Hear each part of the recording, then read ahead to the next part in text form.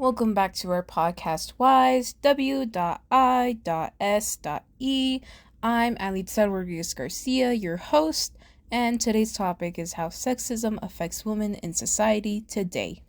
And I am Hayden Grenier. Now, what is sexism?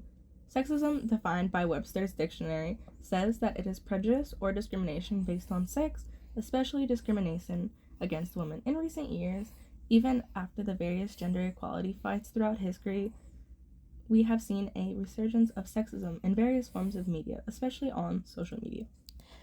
Everything now being on the internet, especially celebrities, a lot of our forms of entertainment come from influencers like Brittany Broski or Curtis Connor. Although many of the influencers we see nowadays are considerably controversial for their political views that they express immensely on their platform. Some of these influencers being called alpha males.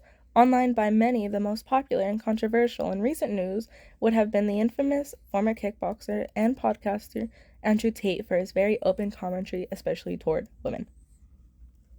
The rise of Tate's fame all comes from his misogynistic views that he posts on TikTok, especially claiming that women are a quote-unquote man's property and quote-unquote rape victims should bear responsibility.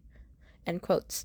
Other videos being extremely vulgar, as in one clip he describes violently how he should, quote, bang out the machete, boom in her face, and grip her by the neck, shut up, bitch, end quote, if she ever accused him of cheating. Clearly, he isn't afraid to express how he treats and sees women. It isn't just harming women as well, but also the impressionable minds of teens who are on and exploring apps. Considering the platforms Tate uses, like TikTok, are all used by younger generations that are a crucial stage in their life where they need and feel like they have to fit in. The range of this being 11 to 18 are crucial to the mind of a teenager, considering they are beginning to explore the identity as well as adulthood.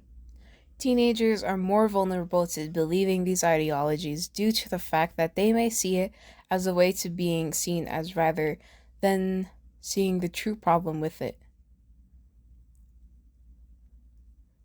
Teenagers are more vulnerable to believing these ideologies due to the fact that they may see it as a way as being more masculine rather than seeing a true problem with it.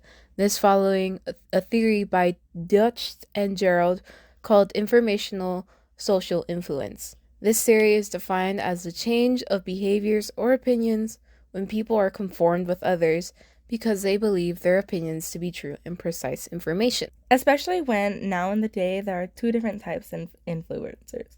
Those who are experts in a certain field, like lawyers, doctors, government officials, etc., and social media influencers. Many social media influencers will use their platform to subconsciously preach their beliefs, as seen in Andrew Tate's presence of work. They aren't necessarily professionals, but are more so shaping their followers' views to fit theirs. This is a common factor among all influencers. We don't know we are being influenced to buy products or believe in certain things because we subconsciously accept it, meaning we don't realize it at all. This is why there are so many trends like Stanley Cups, which are now massively bought and resold, to trends where teen kids are watching controversial topics like where women should be placed in society and agreeing on those opinions because it's a trending topic. I mean, not only that, but many of these trends will eventually end up in the thrift stores. I know I've already seen a few Stanley Cups there. And it's always like how after holidays there will be many themed shirts there as well. They just eventually end up going to the landfill. It's not to say that social media influencers can be a bad influence to teens, but to truly have an understanding in why these opinions can harm society for the worse. These influencers have had a major impact on classroom settings, workplaces, and more. Mostly the impact can be seen in classroom settings, especially middle school and lower high school. Asking teachers around our school, we have come to see their experiences with these statements made by students and their views. Teachers cannot speak upon the students' beliefs or opinion because it is their opinion. Although, as a person, many of them would at least say the way they talk about women is unethical or morally wrong. It's not like teachers are trying to put a stop on students' personal beliefs, but for them to learn how to respect others and have civil debates on these topics at an appropriate setting and time. It not only makes the teachers uncomfortable, but students as well. Many female students feel uncomfortable with their peers saying vulgar things about their other female class. It not only makes teachers uncomfortable, but also students as well. Many female students feel uncomfortable with their peers saying vulgar things about other female classmates as well in a sexual manner or a derogatory manner. It makes them feel as if they aren't safe anymore in what should be considered a safe space. This is a further concern because many students who are in a rough situation or environment see school as a safe haven for them. And with the rise of this phenomenon, students aren't able to feel that sense of security anymore. Many teachers do not have the proper ways to go and say that this is affecting the classroom because they know these comments can, in fact, make other students uncomfortable, especially women, but they can't do anything about this if students don't speak up about it. Even if these comments are very outlandish and in a conversation that the teachers overhears, they can't make the student's opinion change because their job is to educate over certain topics and not specifically personal beliefs. It also just go against the First Amendment, considering it is their freedom of expression to express their ideals or values with people who are asking. This way of pushing your own ideals and philosophies on others make not only others harmed, but also yourself. Many young boys and teenagers develop their views on what masculinity is at this age, and sometimes can develop a sense of toxic masculinity because of influencers like Andrew Tate. These students are harming themselves by taking on such harsh and cruel ideas of women, and in general, what they should be as well. Traits like these can furthermore cause more health problems for them as they can develop depression, eating disorders, anger issues, and more. This causes them to become more isolated in the social setting since their ideals usually are in common with in this time period. It's not just affecting their peers, but it clearly affects them as well in the social setting if they're constantly pushing their agenda onto others. These health problems are sometimes have even been had before.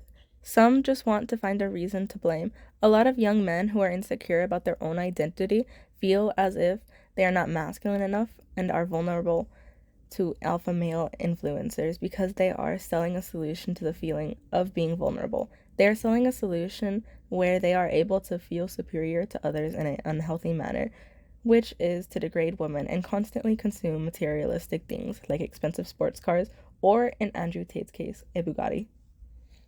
This clearly isn't the solution to self-confidence issues. To be fair, it only worsens their self-confidence, as it makes them unlikable to many of their peers. It's it is their mentality of finding excuses for themselves in various situations. For example, if a female classmate is ignoring their attempts at flirting, or any romantic interest or gesture they give to them, they want to find an excuse as to why they were rejected. That makes them seem better off or superior without her, them feeling like they are completely unwanted by just one girl. Although these reasonings are completely misogynistic, as they are mostly connected to calling girls whores, sluts, or other derogatory terms. Even if these influencers are promising you fame and money, the main end goal these men preach is about Even if these influencers are promising you money and fame, the main end goal these men preach is toward giving young men what they want, what they are missing on in life, sex and women in this case. A lot of what they preach isn't self improvement tips on how to properly diet or personal hygiene. It's using women as currency, as an object to move yourself higher up in ranks in society. In the podcast, Full Send Podcast, Tate is a guest star in which he says, quote, women are the true currency of ballers. Fuck money, it's woman. End quote. It's nothing new that he has these views about women, but the way he talks about women, in a way where they are only an object of success and worth. It's not like this is something that is new to society, as throughout in post World War II time, a lot of high status men showed off their wives. This is where the term, quote, trophy wife, end quote, derives from. The definition of a trophy wife is seen as, by Cambridge Dictionary, a young and attractive woman who is the wife of a rich and successful older person and acts as if they are in the person's position. A trophy wife, although the definition seeming as if it's a good thing, is quite different from the definition it presents. Many, quote, trophy wives unquote, are unhappy with their lives because they truly have no freedom. They have no opinion because they are only an object of wealth and success. If I were a successful man with a very young and pretty wife, of course I would have objections from various people, but the youth sees these men as role models. For example, celebrities like Leonardo DiCaprio or Elon Musk. I mean, like Leonardo DiCaprio getting basically a new girlfriend when she turns 25 to drop her for someone who is, say, 20 ish when he's like a 65-year-old man or something like that. But these people need to have a secure role models that are teaching them things about the future that are important, not only things that are to push them further and further down a hole of despair that they will only regret. The more we enable the influence of these men, the more damage we are not doing to society, but the future generation of society. Like trends like Skibbity Toilet.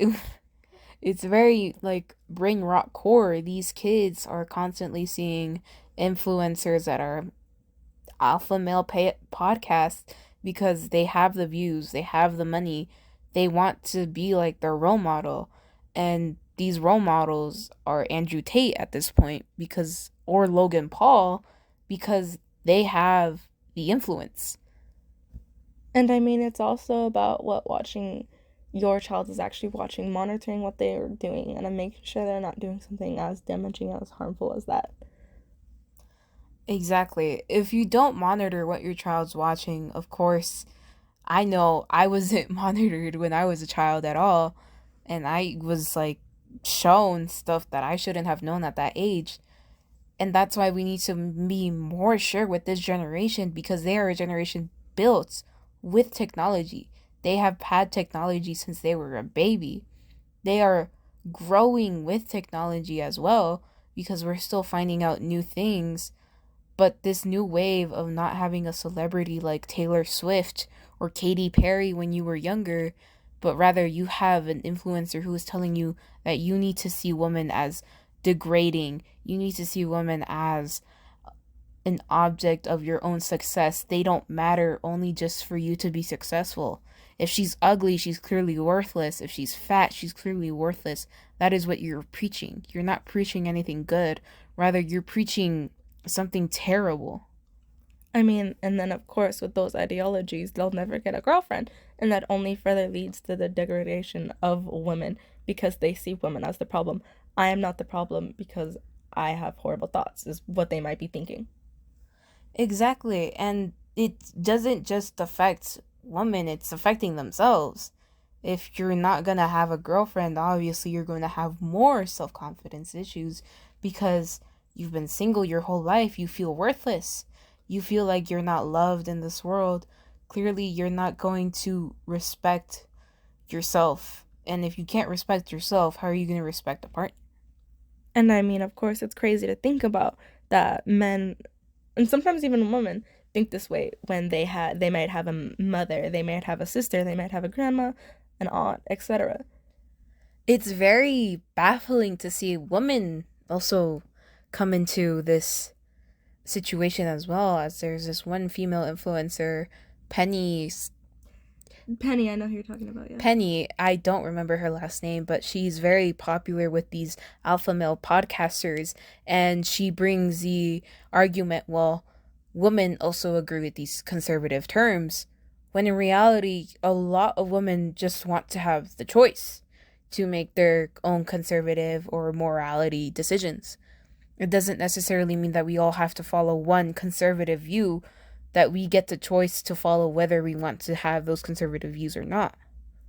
And I mean, with Penny, of course, you have most, quote, alpha males, end quote, talking to her because they agree with her. They're more often than not, going to go out of their way to talk to someone that is not like Penny, that disagrees with them, because they want someone that they can agree with, that is on their side, to make it look like it is not just them. And most alpha male podcasters will bring on women they see as derogatory and that their audience will see as derogatory. Like they usually will always bring on OnlyFans models because they have been preaching the word of that how sex workers are so disgusting, how they are so derogatory towards women as a whole, and that women shouldn't be like that. I mean, with my thought on the OnlyFans thing, is they don't like it when women have OnlyFans because they can profit off it. They do not need a man to be able there to support them.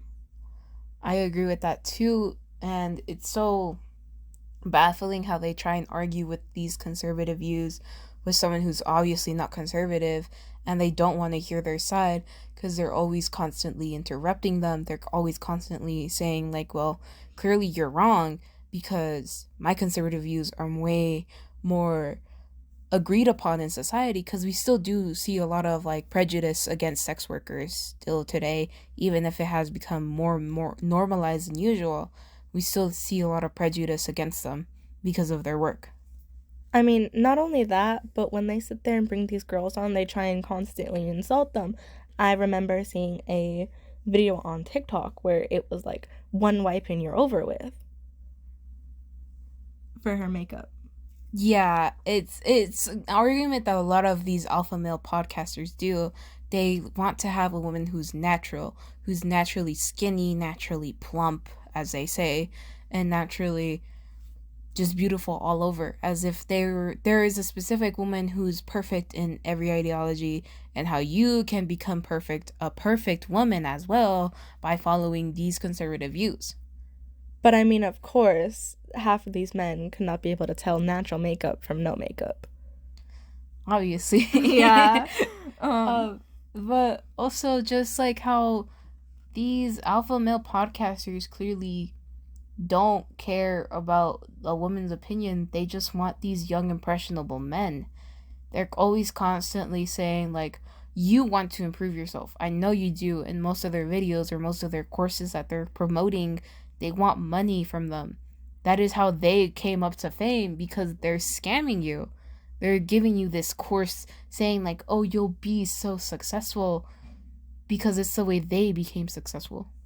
But of course, a certain thing does not work for everyone. Like, not everyone is going to become Steve Jobs. Not everyone is going to become Elon Musk. Not everyone is going to be that, boom, no high school education millionaire. And that's a good question to bring up as well. These influencers say you don't need education. You don't need all of this, that. You just need to follow my set of rules, my views. You need to become the quote unquote alpha male you are by becoming such a degrading person that no one.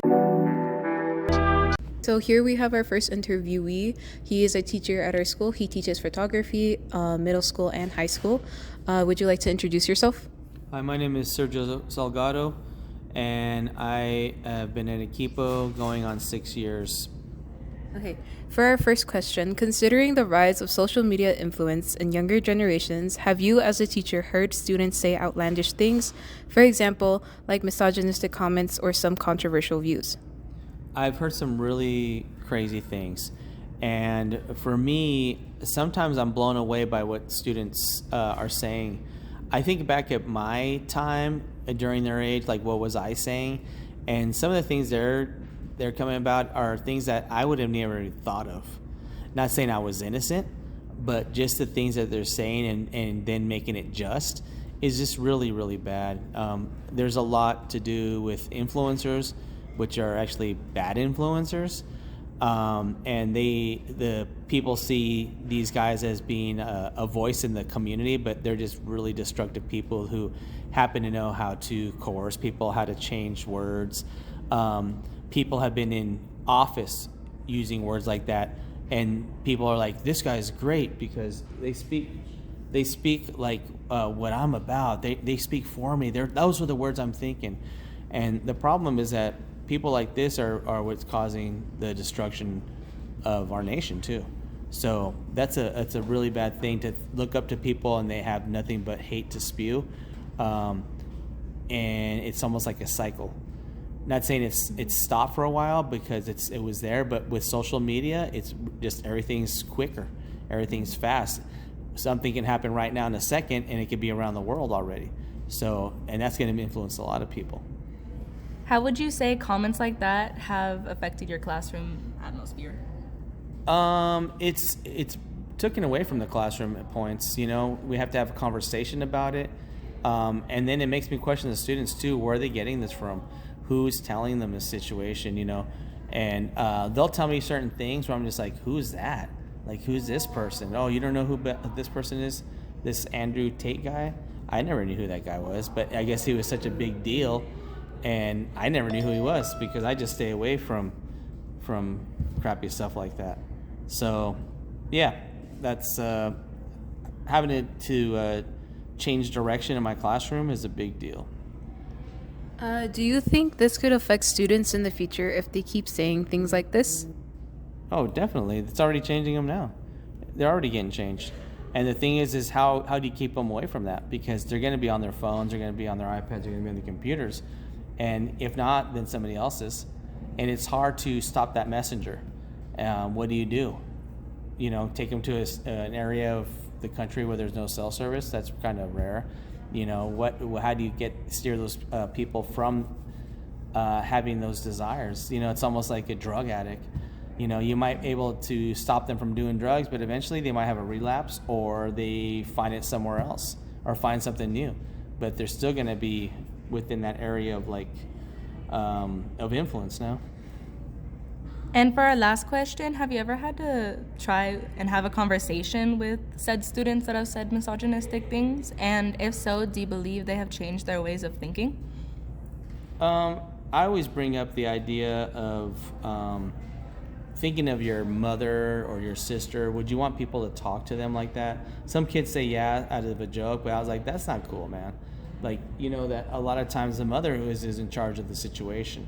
Mothers are the ones usually that handle the business. I was raised by my mom. I have parents. I had mom and dad, but my mom is the one who ran the situation. She wasn't staunch or anything like that, but just like, hey, man, this is what needs to get done. And that's the thing, is that you have that disrespect towards women, calling them the B word, just at a random. And I know people can get really frustrated and say stuff about people, but just to use it like in random conversation, like describing all women as being these people, is bullshit. So that's the thing, is like having that is not good. Just having those terms become a part of your daily vocabulary is just really horrible. It's like the N-word, there's a lot of influence of music, and using the N-word like it's nothing is, that's why we have these issues here on campus, because people are saying it like, well, he sings about it. It's like, yeah, but you're not supposed to be doing that just because that person does it. So yeah, just steering that away from them it's a tough thing. Yeah, kind of. If you don't get rid of it at the start, it just continues and gets worse. Well, it's hard too, because you can have the most innocent person around you, and then it just takes one person. I remember the first time I heard the F word, I was like, whoa. And especially it was from a little kid that was way younger than me saying it. I was like, what? That's crazy. And then after that, it just became a part of my vocabulary every day. So now it's like, how do I control that from not using it? And I'm not the only one. A majority of people just use it in their everyday vocabulary. It's like, oh, no, I didn't mean it in the wrong sense. Especially in Mexican Spanish, there's a lot of how can I say? There's words that are used that you normally wouldn't use in a conversation, like in a Spanish classroom, but it's used every day in the conversation, even with your parents. People drop words like that. It's like, oh yeah, this word, and you don't question it. It's like, and then you really think about it. It's like the word or the root of the word. Like, whoa, that's what that means. I use it every day just to say hello to my friends. So, it's tough. Thank you so much for being on our podcast. We appreciate your conversation with us. Thank you. Thank you for doing this, and I hope it reaches a lot of people. And maybe if 5 people listen, at least if you get one person to change their mind, that's a big goal. Thank you. Today we have another teacher who we have been taught by last year. Here we have, and she will introduce herself. Hello, I'm Miss Gradilla. I teach 10th grade. Do you want me to just introduce myself like that? Yeah. Okay, perfect. So first question is, have you as a teacher heard students say outlandish things, for example, like misogynistic comments or some controversial views? I definitely have heard students say controversial or just like very outlandish things in my classroom day to day. I know a lot of them are really obsessed with like Shoddy Bay and just like just like any controversy that comes up on social media, ooh, if there's one thing I think this specific, like either this grade or this class, this like set of students loves is to try to be edgy. Like they can be funny sometimes, but they love to try to be edgy and take it a little too far, you know? The amount of times I've heard, oh my gosh, like during the Drake leak era, Oh my god. they would like No. just outlandish No. things that they were saying. Or the way they talk about each other is just like so horrible. It's gotten better, especially because like as a 10th grade team, we took it upon ourselves to like put an end as much as we could to their outlandish behavior and outlandish like way of talking about things. They had a really big cursing problem, you know, and a lot of their cursing consisted of like what I consider as society considers, like I think society considers these words like lower level curse words, like the F word, things like that, but they are still really impactful. And then like going above that, we had consistent usage of the N word. We had like consistent usage of students using slurs against the LGBTQ plus community. And they were using it so casually, and every time they were called out, it was like in their psyche, they couldn't make the connection between why they should stop because it is so casual to them, or it's presented as something so casual. But we did a lot of work as a 10th grade team to actively push them to be better allies. And even though they still make mistakes, their mistakes are a lot less frequent than they used to be, and they're a lot more in tune with calling each other out for those mistakes. Even if they call each other out jokingly, it's still, I think, in my opinion, miles ahead of where they were before, where they were just silent or laughing about those mistakes. And now they're like, whoa, did you just say such and such thing? And then they'll be like, can I earn a merit for calling them out? And I'm like, Okay, fine. It's like, yes, but also like, okay, you're a step closer, but you don't need the merit to be a good ally. Like, just be a good ally, you know? I hope that answers the first question. So for our second question, has this affected your atmosphere in the classroom? It really drastically did affect my classroom's atmosphere at the beginning of the year, especially, right? Like the first semester was so rough, so rough, in particular in my 5th period. Now it's gotten to the point where they've done a complete 180, and like I'm so grateful for that. I love them. I love all of my students, and I told them, and I have been telling them these last few weeks, like I love you guys, but I can't stand you. Like I cannot stand you guys. Sounds like my mom. You're being outlandish, you know? Yeah, you're being ridiculous. But the first semester was so hard, especially in that particular 5th period, because that was like the biggest case, the biggest group of outlandish, ridiculous, just like misogynistic, racist verbiage that they were using. Like, I think there was not a week, sometimes even not a day that went by where there wasn't someone using one of those words and having to face some type of consequence. Like it was so bad that there are situations that I wasn't aware of because there was so much happening in that class, right? Like it was so bad that although I tried to do my due diligence, honestly, things fell through the cracks, and I own up to the fact that like I should have done much more.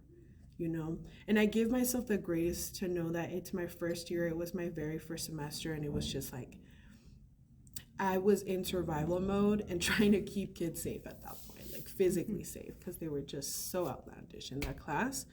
But things got a lot better when it was more than just me holding them to consequences, you know, when it was like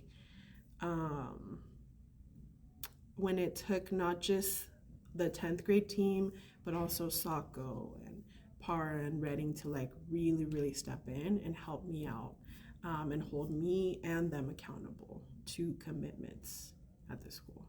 And off the record, I'll tell you other stuff, but it was rough. It was really rough. Considering if they didn't like do this 180, do you think students who have said these things, it could affect them in the future? I think it definitely could affect them in the future. I think none of my kids are necessarily bad kids. At least I don't see them as bad kids. I see them as humans who are struggling, if they've made a lot of mistakes, who are struggling and are just like, when we're faced with a struggle or an obstacle or something that feels like a danger to our bodies or our minds, we go into that fight, flight, or freeze mode. And a lot of their mistakes are because they went into that fight mode. Like they were just like, I'm going to fight you with my words, I'm going to fight you with my actions. I think it could affect them if they don't try to work through those issues right now, right? I think if they don't accept the help that a lot of the adults in this atmosphere have tried to give them, in the future they're going to face consequences that are a lot more deadly or just like a lot more harmful than an in-house or than demerit, And I think they all have the ability to grow from these mistakes. They have shown us that they have that ability, but I hope that they keep in mind that their failures and their mistakes are not things that define them.